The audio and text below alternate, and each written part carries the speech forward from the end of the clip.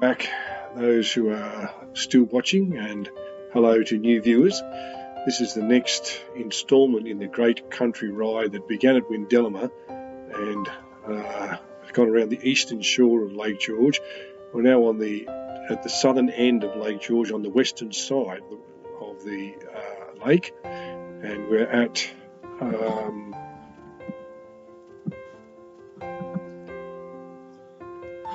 the lookout at the top of the southern end. Now, as I explained in the previous video, the camera that I was using, which was a GoPro Hero, has a 2-hour battery life, and the battery had expired.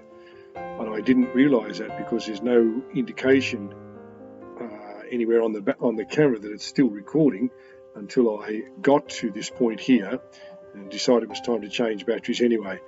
I changed cameras anyway. The camera that I'm about to install, and spend the first minute or two fiddling around installing the new camera, is a GoPro White, I think it's called. I'm not sure why it's called a white, because it's actually in a grey case. But in any case, that camera has a battery life of about an hour, but it also has a little screen which goes blank to save the battery, but it also has a little blinking LED that tells you that it's still recording. So whatever the LED is blinking, the camera is recording, and there's sufficient time between now and the time I get back to Goulburn for me to be able to record the last part of the journey. Right at the moment you can just see the cockpit, if you like, or the dashboard of the motorcycle, and my fingers fiddling around with the camera. So eventually the camera will be installed and we'll be on our way. I will be on my way out of this lookout, which I think is called Wee Warara Lookout, as I said, at the southern end of Lake George, making a right-hand turn onto the Federal Highway and heading back towards Goulburn. So, talk about Lake George first of all. I've tried to describe this elsewhere and in other videos, but if you imagine a saucer, there's a ring of hills around that make up the rim of the saucer. And if you imagine the little, I'm not sure what the right word for it is, I'm going to call it the little dump, the little hole space in the middle of the saucer where you put the cup, that space is actually Lake George. So the ring of hills that's around the lake creates the depression, or creates the space in which the water flows in to become Lake George. In the first part of this trip, from Tarago to Bungendore in particular, and from Bungendore up to the Federal Highway, we were on the eastern and then southern shore of the lake, and now we're on the southern tip, going down the Federal Highway on the western side of the lake. In the videos you can see there is water in the lake, and if you look into the distance right now, for example, you can see those hills that are on the eastern shore, and on the left hand side, as I continue to ride down this section of the highway, you will see the hills that make up the western rim of the saucer. Now, there's a lot of interesting folklore about Lake George. Mostly it's empty. It's just a flat, grassy space and has no water in it. But after heavy rain, it has water in it. The water gradually disappears, and there are all sorts of rumours and stories about what happens to that water, mostly folklore. I think the main things that happen is it doesn't rain for a long time, so there's not a lot of flow in the creeks and rivers that flow into it, and especially during summertime, evaporation is fairly high, and so the water evaporates. But one lot of folklore suggests that there's a lake, and depending on who's telling the story, either in New Zealand or Japan, where the water level rises as the water level in Lake George decreases. I think what's closer to the truth is that probably under the soil is an aquifer of fairly porous rock like sandstone or something, and that water that doesn't evaporate seeps through the sandstone and joins the aquifer underneath, and probably in part becomes part of the Great Artesian Basin. So there's no mystery where the water goes. It either evaporates or seeps through the soil, through the rock, into the Great Artesian Basin. But it's lovely to tell that story. As I said, at times when there's heavy rain, there will be water over to the western side here, but most of the time, if there is any water, it's further over towards the eastern shore. I think in all the years I've lived in Goulburn, I've been travelling back and forth to Canberra and past Lake George for work or any other sort of purpose. I've only ever seen it full of water maybe 2 or 3 times. So Lake George is about the size, I'm told, of the state of Singapore. There are about 5 million people live in Singapore, so they live in an area approximately or about the same size as Lake George. So if you try and imagine those things, there's an awful lot of people live in a fairly small space. Excuse me. Lake George apparently was considered at one stage as the place for the nation's capital, but I think it was rejected on the grounds that it was probably a little too close to Sydney, and so they went the extra 30 kilometres or so to Canberra, and then by damming the Molonglo River created Lake Burley Griffin, and we have the capital that we have now. Running alongside Lake George is the Federal Highway. Federal Highway starts in Goulburn, or just out of Goulburn, about 10 k's out of Goulburn. The road forks, and the Hume Highway takes you south to Yass and then on to Gundagai and eventually Melbourne, and the other fork takes you along Lake George to Canberra. Exactly where it ceases to become the Federal Highway and becomes something else, I'm not sure, but on the outskirts of Canberra, somewhere, I guess it becomes North Bourne Avenue, somewhere near Watson. For a very, very long time, the road along Lake George was a single road with one lane in each direction, and that was an enormous problem. It was an enormous problem because lots of people wanted to travel up and down Lake George or up and down the Federal Highway to and from Canberra, but especially in ski season, lots of people wanted to get to the ski fields in a hurry on a Friday night and then get home again on a Sunday afternoon. And because it was a single lane either way and the road was narrow and there were very few passing opportunities, there were often accidents and even deaths. And for years and years and years, various motoring authorities, road safety authorities and so on, and even local councils campaigned on the idea that it should be made into a dual carriageway. And I think most people agreed, yes, it should be a dual carriageway. The question was how to design it, and secondly, who was going to pay for it. The design issue was that the highway had to be high enough that even if the lake filled with water, the water wouldn't come onto the highway and therefore close off the highway at any stage, and traffic would be able to flow in both directions. That's not an insurmountable problem, and obviously has been solved by what is there now, but it still had to be solved. And then it had to be decided who was going to pay for it. I think that that the Federal Highway is considered part of the National Highway. I'm not sure what the word I'm thinking for, the National Highway combination of highways, including the Princes Highway, the Pacific Highway, the New England Highway, and so on. And so most of the money was forthcoming from the federal government, but there may have been contributions from the state government as well. Over a period of, I'm not sure how long, but probably 4 or 5 years, maybe even longer, the dual carriageway was built. And so now there are clearly a dual carriageway with 2 lanes in each direction. And the result is considerably less accidents. I wouldn't say there are no accidents. I'm sure there are some occasions when cars run into the animals that live along this stretch of road, but no cars hopefully running into each other.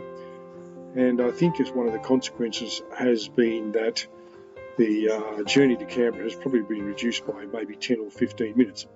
It's 110, I think, each way, and generally is a very good road, and there are no issues now with the overtaking problem. Still plenty of traffic going down there in winter, in wintertime to go to the ski fields, and there are plenty of people who commute from Goulburn to Canberra for work, and I think most of those people, and I know I was one of the people who commuted down that highway. I used to turn off and go to Queanbeyan for work, and I did that for about 12 years, so I found it to be a quite enjoyable ride. I took my bike most of the time, and so now it's a very good road. Along this section of road there are a couple of rest stops, and those rest stops are named after Australian servicemen who won the Victoria Cross. If you pull in at the rest stops, they will give you there are signs there that give you information about the individual that it's named after and what it was they did to earn the Victoria Cross. The Victoria Cross is Australia's highest military honour, and it's rarely given out. So the number of people who want it is, I don't know the total, but it's quite small considering the number of people who have been in the Australian military forces. And as I say, the rest stops along this road honour those people. Also, there are a couple of wineries on the left-hand side. Can't tell you about the wines because I've never tasted them, but I know that at least one of them has a restaurant, and as far as I recall, it's open for snacks and lunch. I don't think it's open for dinner. The first little town or village that you'll come to along this section of the road is Collector, which is probably a while away yet, but you'll see some signs that mark the turn off to Collector. Collector's most famous for being the home of the Bushranger Hotel, and the reason it's called the Bushranger Hotel is because the Bushranger Ben Hall hid out from the police here at one stage. He made his escape, and I think he was eventually captured or killed up in northwest New South Wales, somewhere near a town called Forbes.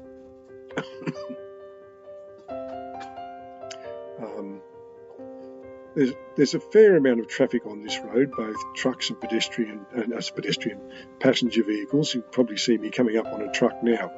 And as a motorcyclist, there are some decisions you have to make when you come up on these trucks. One decision to make is, well, how close do you get to these guys? If you get, there's a certain distance where you are far enough away from them that you're not caught up in the slipstream and you're not caught up in the buffeting and the wind that comes behind the trailer. And then if you get a little bit closer, you actually get past that buffeting and you're kind of in a protective zone behind the truck. And you can sort of sit in there and shelter if you want. I don't advise that you do that because you never know what those truck drivers are going to do when they're going to stop suddenly and you need to react and all that sort of stuff. So as I'm doing now, I'm trying to pass this guy. I pull out, just sort of maintain my speed. Don't necessarily feel as if I've got to tear past him. He's, I guess, going to maintain his speed and I'm going to maintain mine, and I'm going to eventually get past him and then pull back in front of him. I find mostly the truck drivers are pretty considerate of motorcyclists, and in fact sometimes I'll drop their speed down a little bit to let you get past me if there's a section of road you're trying to pass them.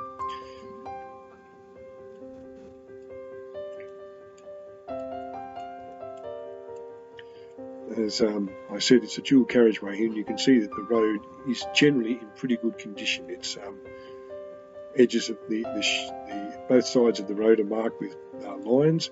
There's a line down the centre of the road. The shoulders are well made and they're quite wide, so it's possible to pull over to the side of the road, and if you need to, drop your stand down. And it's not very steep, so you're not going to be, trying to get a large weighted bike like mine up off its stand and struggling with that because it's heavy. But it's wide enough that you can get off the road and feel safe to get off your bike and do something such as change the camera or whatever it is you need to do without necessarily being concerned about the cars. And that doesn't mean you can ignore the cars or have no thought about them. You still need to be aware that cars are coming along there at a fairly decent clip, and be very careful if you step off your bike or even out of your car for that matter. Make sure you've looked thoroughly before you open doors or get off your bike and step towards the road. A little piece of trivia for you. As I said, the Lake George is about the size of the state of Singapore, but when you're going from Goulburn to Canberra, there's a sign that says Lake George, which isn't actually at the beginning of Lake George, but anyway, from the sign to the lookout where I was changing camera is about 14 kilometres. It's quite flat, except for the last little rise up to the lookout, but it's about 14 kilometres.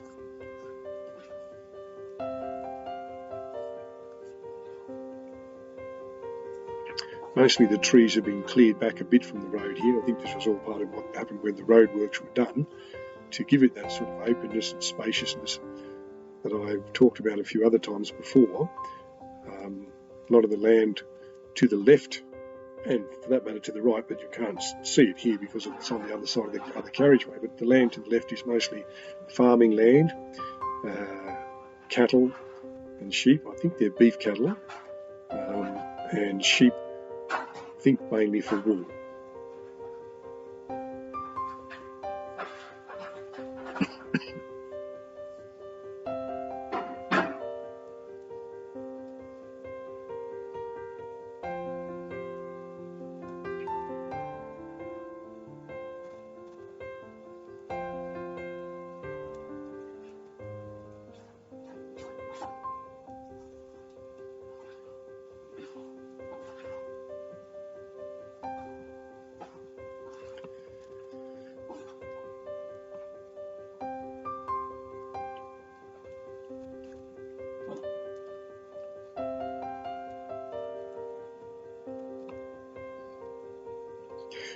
The advantage of this camera over the other camera is that, as well as having that little blinking LED and having a back screen that you can see, is that it seems to have some sort of inbuilt stability system.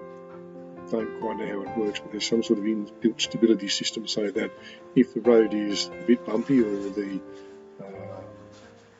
thing that's holding it to the windscreen of the bike is a bit shaky, that some of that shakiness and bumpiness is eliminated by the inbuilt stability system. So if you're watching, you're not getting that seasick feeling of everything bouncing about and feeling as if you want to touch the screen and stabilise it.